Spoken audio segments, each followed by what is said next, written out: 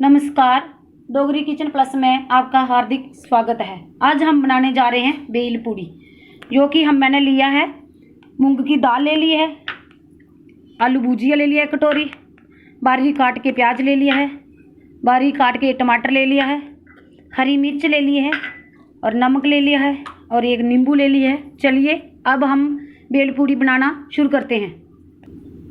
अब हमने एक बड़ा सा बाउल ले लिया है, जिसमें हम डालेंगे मूंगी, जो हमने मूंग दाल ली थी, पूरी कटोरी डाल देंगे। फिर हम इसमें डालेंगे क्या बोलते हैं इसको, मिक्सचर डालेंगे, आलू भुजिया, फिर डालेंगे हम प्याज डालेंगे, फिर हम टमाटर डालेंगे और हरी मिर्च डाल देंगे। फिर थोड़ा सा नमक डालेंगे, स्वाद अनुसार डालना है, कम ज़्यादा नहीं डालना, टेस्ट के अकॉर्डिंग डालना। अब हमने जो नींबू लिया था इसको हम कट कर लेंगे, अच्छे से काट लेंगे। और हमने ये लिया नींबू निचोड़ लिया है, इसके साथ नींबू को अच्छे से निचोड़ लेंगे। नींबू के साथ बहुत बढ़िया टेस्ट आएगा।